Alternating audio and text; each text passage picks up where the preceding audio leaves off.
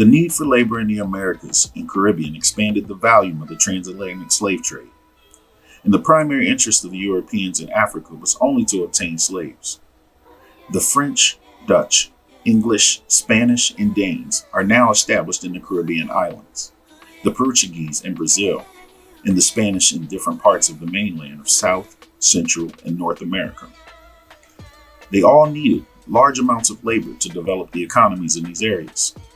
After the decimation of the local population, they turned to West Africa.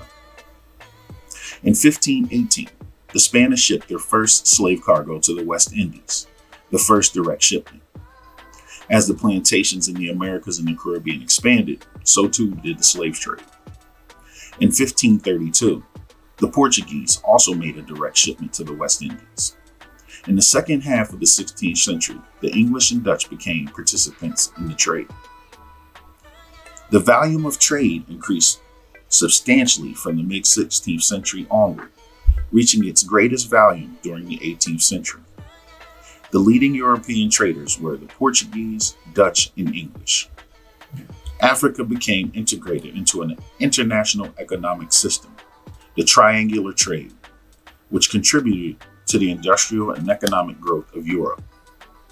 It was called a triangular trade because it had three stages or sides to it, all lucrative.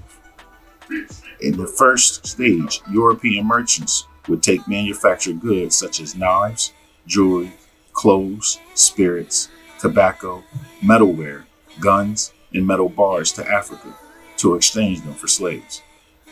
In the second stage of the trade, the slaves were taken across the Atlantic to the Americas, where they sold to plantation owners in exchange for sugar, tobacco, indigo, cotton, rum, and other items.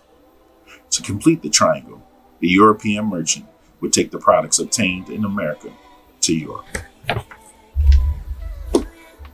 To elaborate on the African side, many slave trading castles were created along the seaboard of West and Central Africa. In West Africa alone, there were 41 of them devoted to buying slaves. Altogether, 10 leading slave centers emerged in Africa, with the following markets: Argent Island, St. Louis, and Gorée in Senegambia, the Isle de L.O.S, Shearbro Island, and Bance Island in Sierra Leone, Anomabo on the Gold Coast, Wada in Lagos in the Bight of Benin, Bani, New Calabar, and Old Calabar on the Bight of Barafa, Longo Bay, Mel Emba, the Cabina and Longo, Penda, Luanda, and Benguela in Angola and Mozambique, Kilwa, Convenji, Ibo, and Quilomane in Mozambique region. The European traders were confined to these slave ports, and some stayed on their ships. They did not deal with many Africans, but with a group of selected merchants and especially powerful chiefs and kings, from whom they obtained the slaves. The slave ports were linked to the interior markets. The slaves came from the hinterland and from further and further inland as the trade grew. Middlemen, mainly coastal merchants, exchanged European imported goods for slaves from the interior. A number of the merchants grew rich and powerful through trade. By the 18th century, virtually all the coastal groups in West and Central Africa were involved in the slave trade, and they absorbed their hinterlands into the trading network. Established trade routes were used for imported commodities and slaves. Although a number of Africans opposed the trade, members of the political and merchant class succumbed to the European demands. The slave trade ensured a regular and abundant supply of guns and gunpowder for powerful kings and chiefs. Muskets were more effective than other weapons.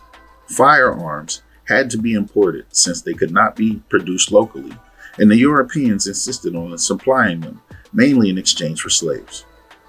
The pressure on African rulers to obtain firearms was intense. Not to have them was to open oneself up to attack from neighbors. Chiefs and kings needed firearms to consolidate themselves in power for raid for the slaves, or expand for their interior territories. Slaves were obtained in a variety of ways, many of which were associated with violence. A few slaves were criminals or offenders who were sold into slavery as punishment. Laws and punishments were changed to meet the needs of the transatlantic slave trade. In the years before the Atlantic slave trade, such slaves would have worked as domestics, farmers, and artisans for their owners. They would have been members of the households of their owners and would have been able to redeem themselves. The transatlantic slave trade involved them in relocation to a strange land, maximum exploitation, and denial of freedom and privileges. However, as the demand for slaves grew, the trade came to rely on slaves captured in wars or in slave raiding expeditions. In West Africa, the majority of the wars were motivated by political considerations, not slave raiding. In a number of areas, states were expanding, incorporating weaker neighbors and extending their authority. Kanem, Borno, Oyo, Dahomey, Benin, and Asante expanded during the era of the slave trade. The wars associated with state building and political expansion made captives available on a large scale.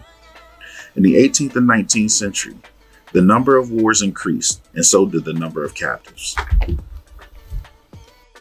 Whenever the opportunity provided itself, slaves revolted. Whether in Africa or during the Middle Passage, many struggled to free themselves. Heroism is characterized slave resistance. When slaves mutinied and failed, they were severely punished. Some slaves chose to die, as in the case of those who were able to jump overboard in order to drown themselves.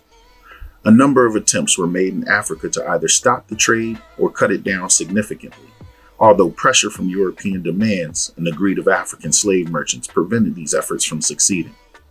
One famous example was an attempt in 1526 by King Nzinga Mbemba, also known as Alfonso, of the Bakongo Kingdom, located close to the mouth of the River Congo, who asked the King of Portugal to stop the trade because it was ruining his people and their economy. He described the slave dealers as thieves and men of evil conscience, engaged in a destructive economy. We cannot reckon how great the damage is, since the slave merchants daily seize our subjects, sons of the land and sons of the noble, our noblemen, and vessels, and our relatives. Thieves and men of evil conscience take them, and cause them to be sold.